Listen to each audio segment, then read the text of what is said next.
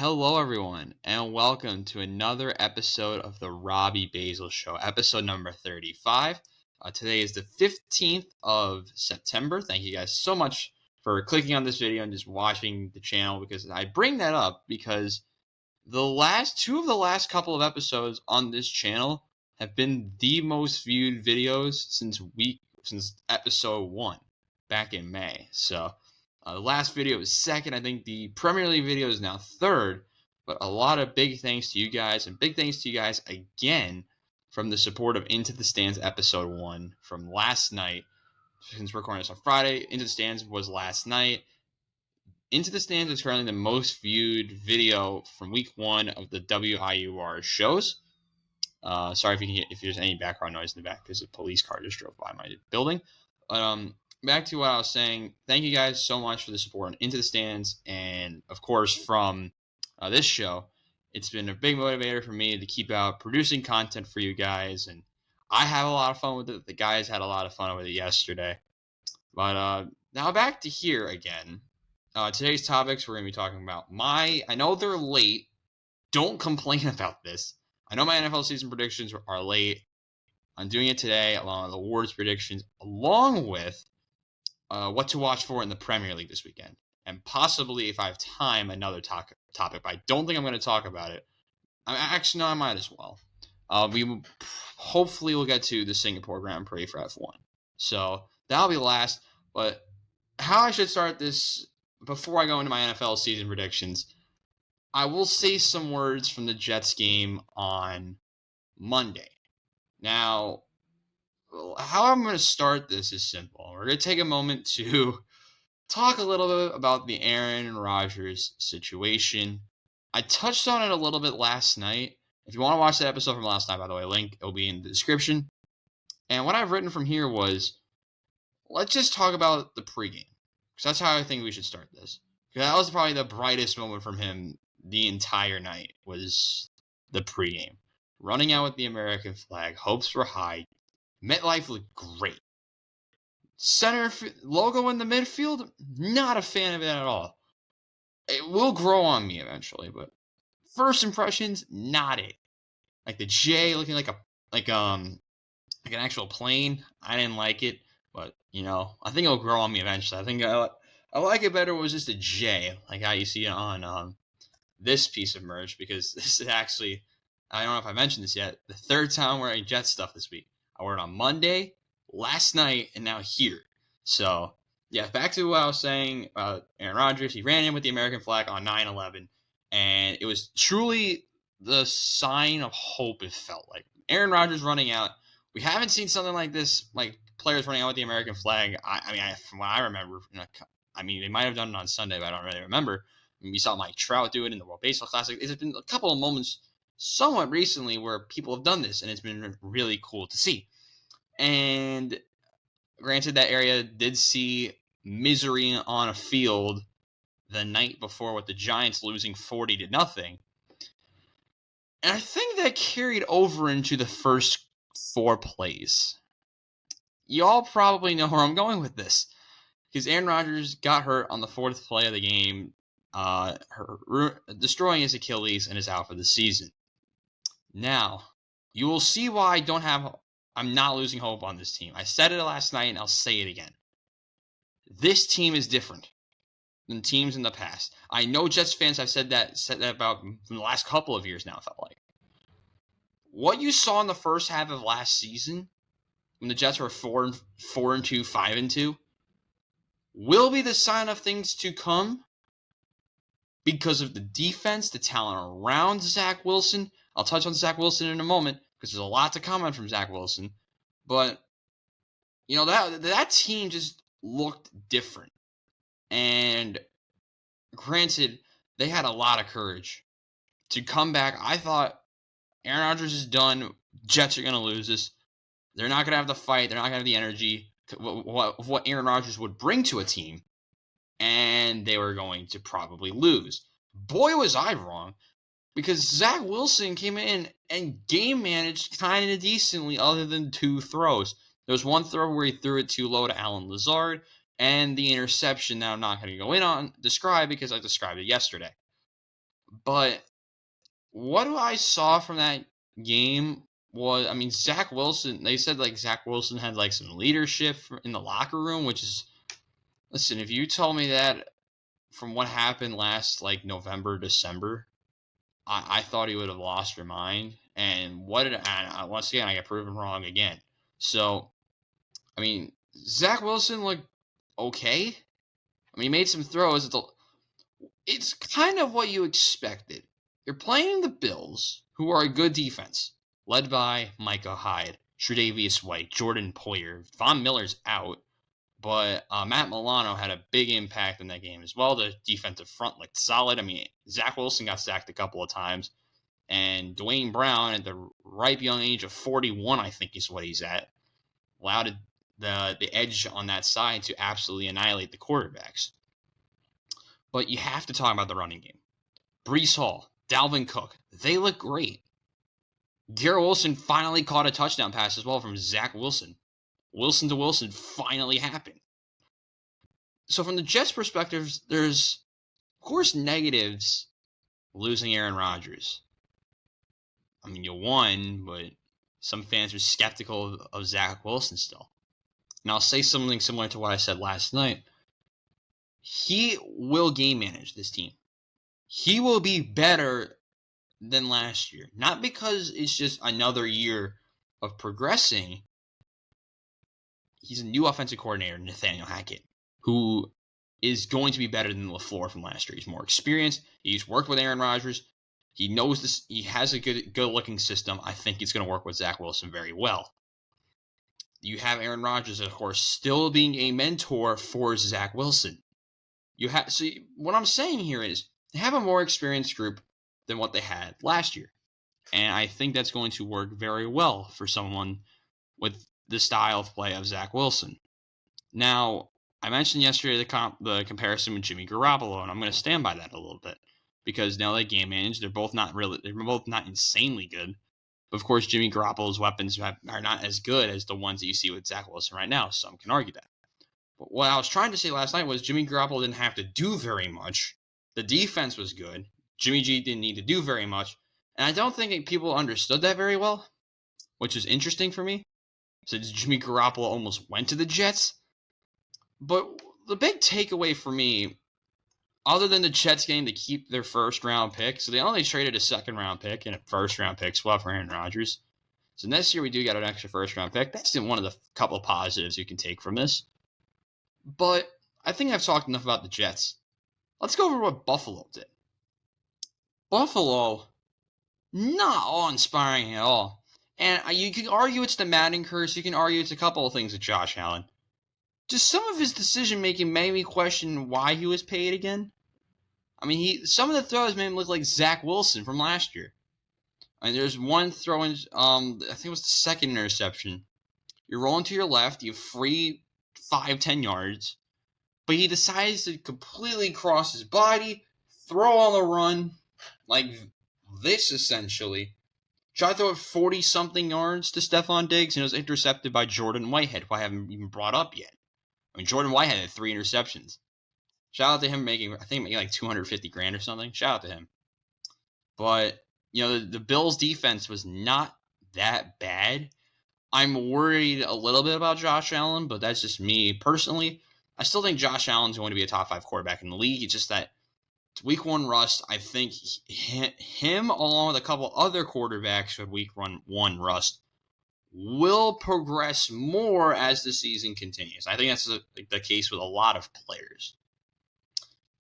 But, man, Buffalo, man, they got lucky. And so did the Jets, to be fair. I mean, the Bills had, 4 turnovers? 4, I think it was 4. Yeah, 4 turnovers. I mean, the 3 interceptions and then the fumble by Josh Allen, forced out by, I don't even remember who it was on the Jets defensive line, honestly, but the Jets defensive line looked good. Quinnen Williams looks good. I mean, the linebacking core looks all right. Quincy Williams had a field day with tackles. Sauce Gardner concerned me a little bit. He got dusted a couple times by Gabe Davis and Stephon Diggs, but listen, that game as a whole, you'll hear my prediction for the Jets in a little bit. Now, the moment you've been waiting for, the NFL season predictions. We're going to start with the NFC because my AFC, both of mine are controversial. So we'll go from your division winners. I'll give a couple of reasons on why, and then your wild card teams. Division winners, number 1 seed will be the Eagles. I don't like the Eagles. Jalen Hurts hasn't looked phenomenal for me, but the Eagles rugby lineup, like their play on the 1 yard line, I call like a rugby scrum where you just give it to the quarterback. They try to move forward and everyone behind them just pushes forward. It's kind of like a rugby scrum to me. But the Eagles, I think, are just unstoppable in certain ways. You've seen great plays from Devontae Smith. You have A.J. Brown. The run game is the duo of Kenneth Gainwell, who looked okay week 1, and DeAndre Swift, who had a big game last night. The defense filled, of course, with my guys, the Georgia players. I think, and of course, a bunch of other notable pieces, Fletcher Cox, just a bunch of players I'm going to forget. The Eagles are good, and they will be the 1 seed this season. 2 seed, 49ers. I cannot say enough positive things from their week 1 performance and previous years. Remember, this ranking was changed once in terms of teams from what I had before the season, and I'll explain who that team was in a moment. But the Niners, listen, CMC looks good.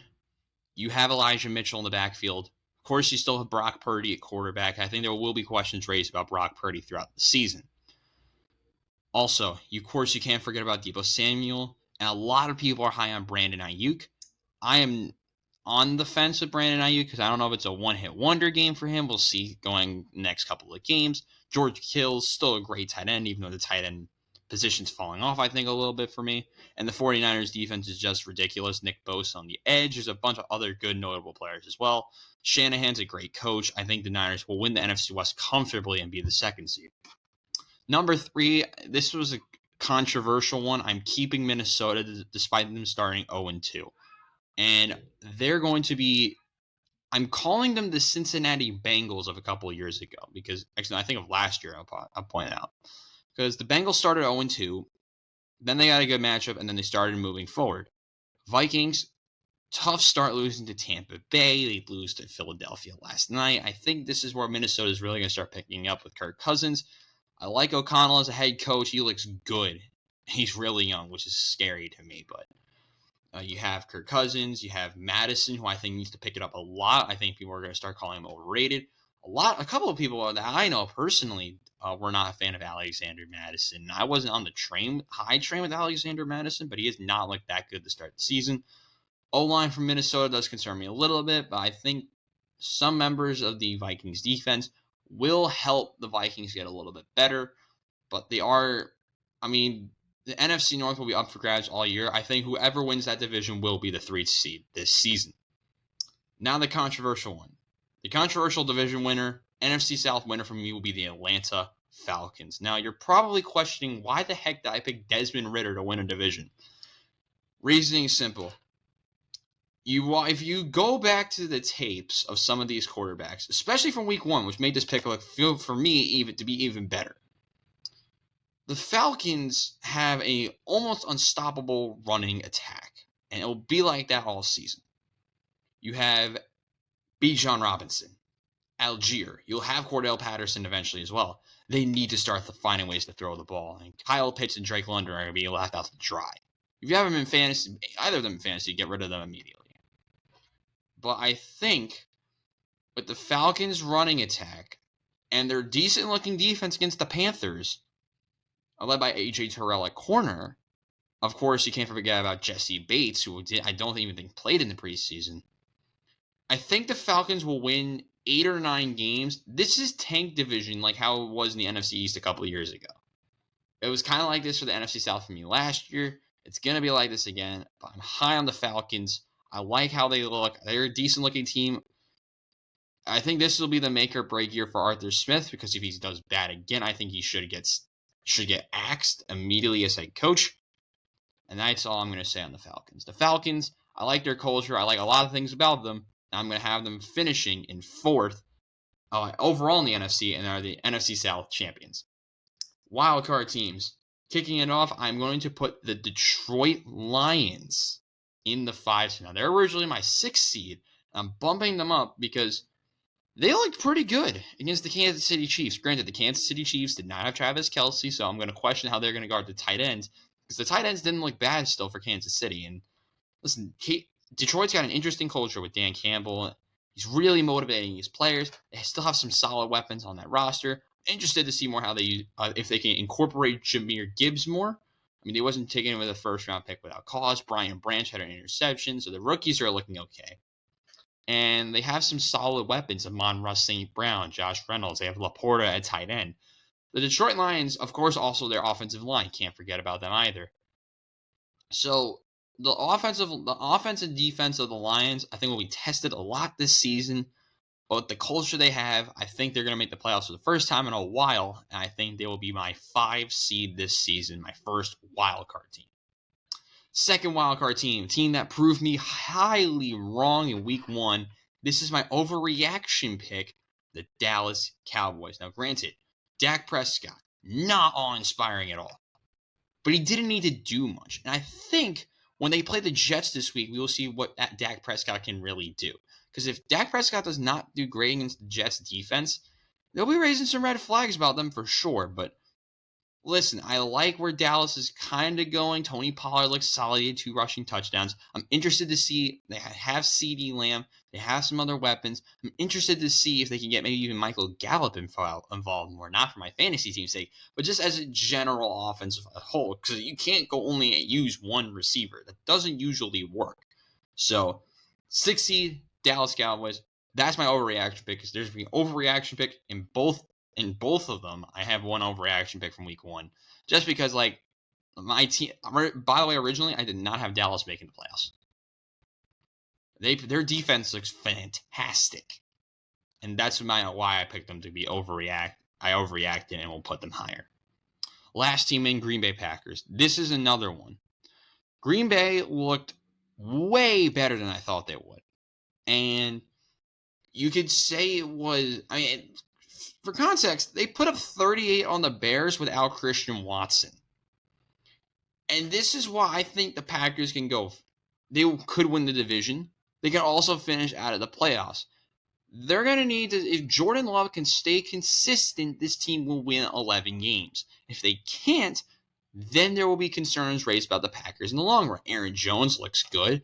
They're going to probably need to incorporate A.J. Dillon more in the running game. Of course, you can't forget Christian Watson. They have some tight ends as well that they just drafted. And of course, you can't forget about Jordan Love. The defense, of course, you can't forget about Jair Alexander. They have some other weapons. Lucas Van Ness, the first-round pick, he had a sack. So this Packers team does impress me. And this team I actually almost had. They were my first team out from the last time I did this. But, looking at the preseason, and this was pretty much my list before week 1. I just didn't have a chance to do the video. This will be my NFC. So recapping, we have the Eagles first, Niners second, Minnesota, Atlanta, with Detroit, Dallas, and Green Bay. Now, who do I think in a playoff format would get out of this and be in my Super Bowl matchup? I think you're going to, Minnesota and Dallas in the battle of the it would be, my wild card games would, I believe, be the Niners against Green Bay, Minnesota and Dallas, and then Atlanta, Detroit. Detroit will beat Atlanta. Minnesota would lose to Dallas, and the Niners would beat Green Bay in a rematch of the divisional round, I believe, from 2 years ago. So I mean the Eagles would be playing Dallas, and Detroit would be facing the Niners. I think this would be the statement for Detroit. I don't think they get it done. Just for reference, my NFC champion this year, I'm high on them. I love their defense. Kyle Shanahan's a different breed. I'm going with the Niners. This could be an overreaction from week 1, but I really like what the 49ers are doing, and they're going to be my NFC champion. For my prediction this season, it will be the Niners. Teams missing out on the playoffs and why. First team on the list, New York Giants. Their defense and offensive line can be described as mid. I'm worried about the offensive line and the long-termness of Daniel Jones. Granted, he had no time to do anything. Some of his reads, god-awful. It looked like Zach Wilson from last year. There was this one throw he's like should have gone out of bounds or threw it away and just tried to force one into two double coverage and he threw an interception. Can't do that if you want to make the playoffs. Next one, Chicago. Now, I was not high on Chicago originally. I'm still not high on them. Justin Fields will be running for his life all season. That Bears offensive line, terrible. So, I mean, he has some weapons. Their defense is okay, but not jumping off the charts for me. And the final one's the Seattle Seahawks, which this is my overreaction pick and why them and the Giants missed the playoffs. Geno Smith did not look very good against the Rams, a defense that lost Jalen Ramsey. But, I mean, I don't know. I mean, they got destroyed by Tutu Atwell and that Puka Nacua guy. So, I probably just butchered his name. But, yeah, that is where my team's missing out. And now to the AFC. Number 1 seed, you could say it's ride or die for multiple teams. But you can't pick against a healthy Patrick Mahomes and Travis Kelce all season. And I'm going to go with Kansas City in first. Now, they're going to win the West barely. I mean, barely. But I'll talk about the other team that made the wild card in a moment because the Chiefs, they are going to have Travis Kelce. I think playing against the Lions defense is not a good example of how this team will be long term. They're going to have some other receivers, and I expect them to make moves at the trade deadline for a wide receiver. Especially if there's teams on the downward slide that need more draft picks. I think they will be target number 1 to go out and try and get a receiver. They're still going to have a decent-looking defense. They allowed 21 points to the Lions, an offense that I think could be pretty solid. So you can't go pick against Patrick Mahomes. But my 2 seed, this one's controversial a little bit. Because the 2 seed and the 3 seed, I've been back and forth on for a long time. The number 2 seed, the Cincinnati Bengals. Now, you can argue with me that week 1 from the Bengals looked really bad, and Joe Burrow got a new contract and looked awful. I will not disagree with you.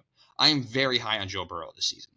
The former number 1 overall pick out of LSU is probably one of the best, I think is the second best quarterback in the league. And you have weapons along with Jamar Chase, T. Higgins, who I think both need to get more involved. Can't go out mentioning Tyler Boyd. They have Joe Mixon in the backfield. Their defense is lost pieces, yeah. But that offense is going to be able to cause chaos. And granted, they played on a rainy day against the Browns on the road. I don't think that's going to show the positives of this team. I don't think that really shows what that team can really do. Cincinnati, I'm very high on this season. And they're going to be my number 2 seed this season. Number 3, Buffalo. I still have Buffalo winning this division. I am not overreacting to what the Dolphins did. I am not doing that. What I will say about this, though, is that Buffalo will improve throughout this season, and Josh Allen will look better, despite the Madden curse. We can make an argument for the Madden curse. I'm still high on Josh Allen. I still think he's legit. I still think Josh Allen is going to be a top quarterback in the league this season. You cannot deny that. He wasn't paid high without reasoning. So I'm still high on the Bills. I love Stephon Diggs. Gabe Davis is going to have a good season as well. They have 2 great tight ends in Dalton Kincaid and Dawson Knox. They're going to have weapons on defense at Oliver on the defensive front. Tre'Davious White, Micah Hyde, Jordan Poyer. They hopefully get Von Miller back. Matt Milano at linebacker as well. The defensive line causing chaos like they did to the Jets. Buffalo, 3 seed for me. Number 4, you're probably wondering where they are. I have Jacksonville. Now, Jacksonville, another team. Sorry about this. I'm just correcting something on my page. Jacksonville did not inspire me at all for them at all. Did not give me a case for them to make them move up my list. Because they almost lost to Indianapolis and Anthony Richardson. More on Anthony Richardson later. The Jags still have a lot of weapons. They're a pretty solid bunch. But they're really going to need Trevor Lawrence to step up if they really want to make a run for the playoffs this season. I still think they're a good team. They have good weapons, a decent defense. Just that they're really going to need T-Law to step up if they even want to get a 3rd seed, I think, at this point. First wildcard team, this is my overreaction pick, is the Miami Dolphins. The Dolphins are crazy. They're going to, I think, finish tied with the division lead with Buffalo, but because of I think they're going to lose to Buffalo twice, I'm going to put Miami in 5th. This team will cause chaos. Tua Tagovailoa looks great. The issue for them will be, can Tua stay healthy for the whole season? That offensive line, not very good. But I think when eventually with a healthy Jalen Ramsey, Xavier Howard out on a corner as well, they have a pretty solid group of players. The question will be the quarterback. I do think Tua will stay somewhat healthy. I originally wasn't banking on it, but at this rate, this is my overreaction pick. I originally had the Dolphins missing the playoffs, and that's an overreaction because of recent injuries. I'm going to have Miami in fifth. Number 6, Chargers. This one hurt as well because I think the Chargers can win this division and miss the playoffs at the same time. They are that hit or miss. Justin Herbert, not a great week 1 showing against the aforementioned Miami Dolphins. He still has decent weapons, though. Hopefully, Austin Eckler, I believe, may have a knock. I think he'll be okay, though. They have a decent running back, too, though, in Joshua Kelly, who had a pretty good week 1. Justin Herbert's is very solid. He was almost my MVP pick for this season, but I said not so fast because Patrick Mahomes and Joe Burrow, Josh Allen, and the other quarterbacks exist. What do I think the Chargers ceiling for me could be 12 wins. Their floor could be 7. It's a really hit or miss team. I do like the Chargers, though, and they're going to be my number 6 seed. The big upset one, and this toss-up was between two teams, the Ravens and the Jets. The Ravens, Lamar Jackson, didn't look great week 1 against the Texans, which is arguably the worst defense in the league, even though Will Anderson's an absolute menace to society. The Jets lost Aaron Rodgers, but have a very good defense. Ravens defense didn't go up against a good offense and still looks concerning to me. With that in mind, I will put the Jets over the Ravens, and the Jets will be my 7th seed, going 10-7. Listen, they're both going to be tied, or like the Ravens are going to win 9 games. They're not going to do enough for me to have a chance to make the playoffs. They have injuries. They just lost J.K. Dobbins for this season on a contract here, which I feel really bad for J.K. Dobbins. But listen, I think Zach Wilson will get the job done. With the mentorship that he will have this season, the weapons he has, which are better than last year, Garrett Wilson, McCole Hardman, Allen Lazard, the running back pairing of Dalvin Cook and Breece Hall. Nathaniel Hackett will coach an offense that will help Zach Wilson rather than force him to make like 60-yard throws. Granted, he has the capability to throw 60-yard throws, just as decision-making may not be the best for situations like that. He can make throws, which he used to throw to Corey Davis, now that he retired, which sucks. But I still think the Jets will manage their way to 10 wins, despite Aaron Rodgers being out, which will hopefully push Aaron Rodgers more to not retire this season, come back, play one more year for the Jets. Hopefully play at least one full game. Other teams that missed out for me, the Cleveland Browns. I am not overreacting to the Browns at all. Bengals offensive line is bad. I understand that. But the Browns are going to be in a weird situation because I still don't know about Deshaun Watson. Some argue he can be a top 10 quarterback in the league, and some always say he can be in the barely top 20. You can make an argument for both, I think, for me. I like Nick Chubb. I like their Amari Cooper. It's just that, over the course of the year, I don't know about them. And this is a team that had, a big question mark on, and yeah, they're just not going to do enough for me. They will finish over 500 and be a good team, but barely missing the playoffs. My other one I put down for this, I put the Denver Broncos. Now, people were high on the Broncos. Sean Payton as head coach, Russell Wilson hopefully getting a revival. I'm not buying it at all. The injuries that will come to this team will be great, and I'm not going to be high on the Denver Broncos this season. So AFC playoffs. Let's break it down. The Bengals will beat the Jets by 20 minimum, despite the Jets' defensive line causing absolute havoc to the Bengals. Buffalo will lose to the Chargers. I like the Chargers in that matchup. And then Miami will beat Jacksonville, setting up a matchup of the Chargers and the Chiefs and Cincinnati against the Dolphins. I have Cincinnati beating the Dolphins, and I'm going to have the Chargers defense barely put up enough and will beat Patrick Mahomes. And then the Chargers will fall to the Bengals. My AFC champion are the Cincinnati Bengals. Despite their O-line being a mess, I think they will trade or make moves for offensive linemen to help out Joe Burrow this season. Listen, if he can be behind a battle line and win a ton of games, he can do it again. He has great weapons, a good, decent-looking defense. They did lose pieces. But I do think the Bengals will be good enough to make the Super Bowl. Bengals-Niners Super Bowl, the Niners will win the Super Bowl. That defensive front will cause absolute havoc. Brock Purdy will find a way to win a Super Bowl and will be the next big prodigy, possibly. So I have the Niners winning the Super Bowl over the Cincinnati Bengals. You can clip it, do whatever you want, but now I think it's time for my awards predictions. MVP will be Joe Burrow because I mean I've talked enough about him. I don't think it's self-explanatory. Offensive Player of the Year, I went with Jamar Chase. Yes, Jamar Chase. I'm going with a wide receiver here.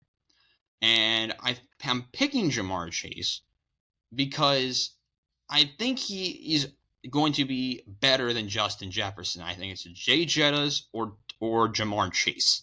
I'm going to pick Jamar Chase over Justin Jefferson. I think Jefferson could have more yards, but I think with how good the Bengals are going to be, I think Jamar Chase will have a more touchdowns. So I'm going to go with touchdowns over yards, barely. I'm going to pick Jamar Chase.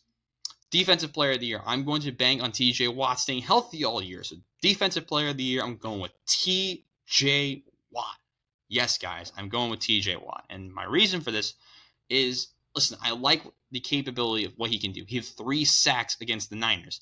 He's going to get a ton of sacks this season. He could maybe even break the sack record. I don't think he'll be out of the picture for someone of his pedigree, his talent. I think TJ Watt will go crazy again. The only one of the couple of bright spots for the Steelers' defense this season.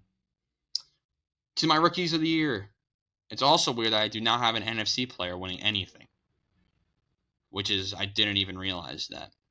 Offensive Rookie of the Year, I'm going with AR-15. I'm going with Anthony Richardson instead of Bryce Young.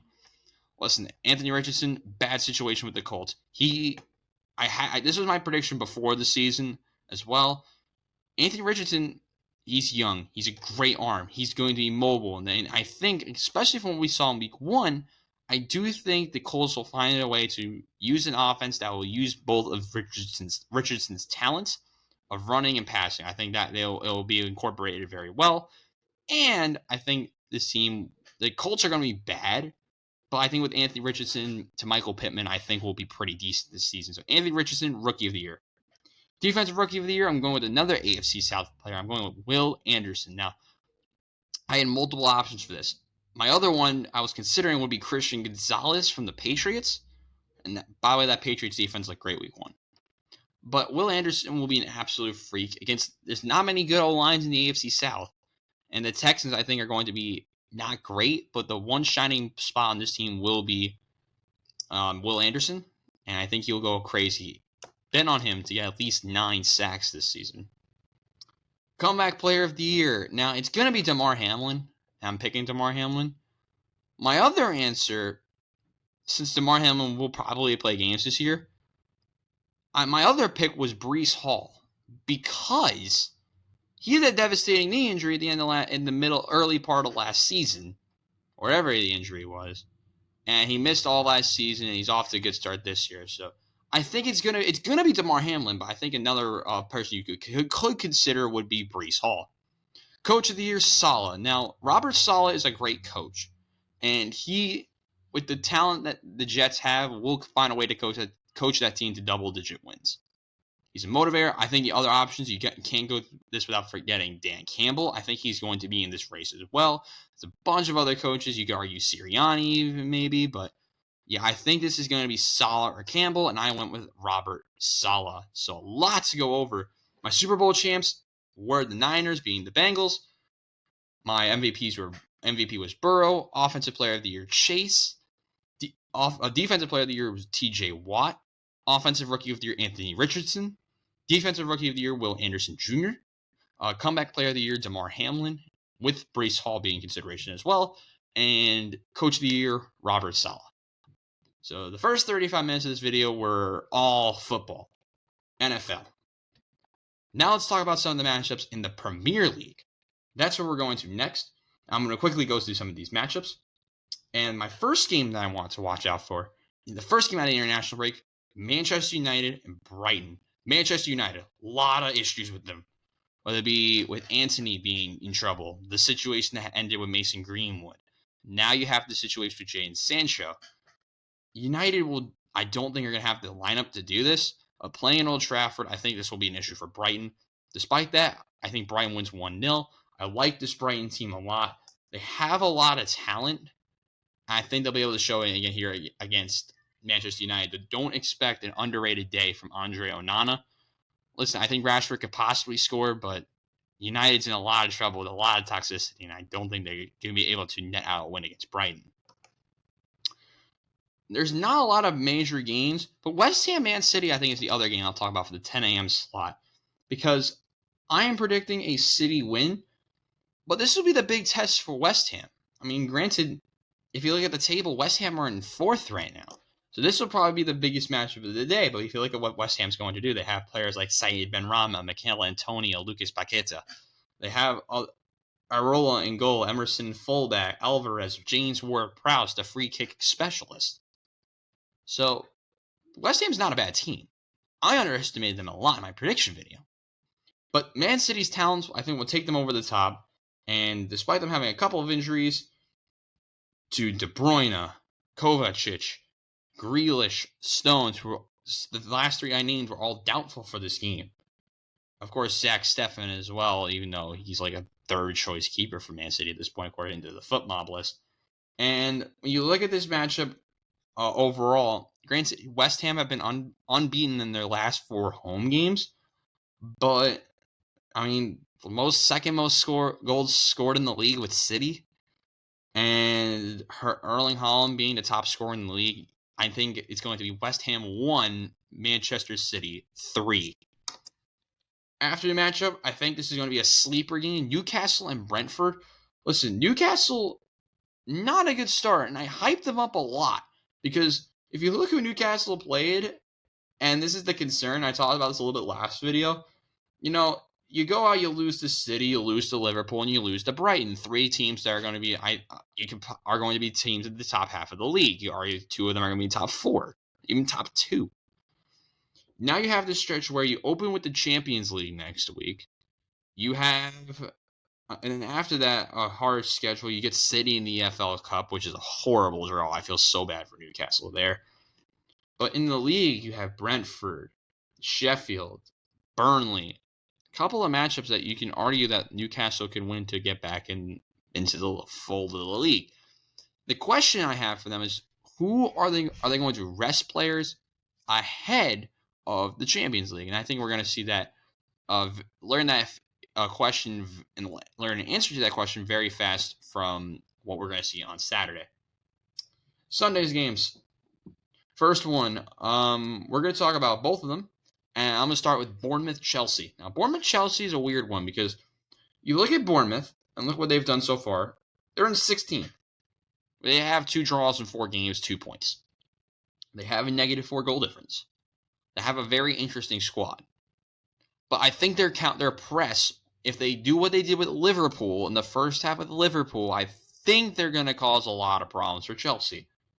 My prediction for this game will be a draw at 1-1, and I think Chelsea are still going to be in a lot of trouble. They'll be at 5 points through 5 matches, and then for Chelsea after this, they have Aston Villa, Fulham. They have a bad draw in the cup. They didn't get an easy matchup with Burnley, but after that they go up against Arsenal.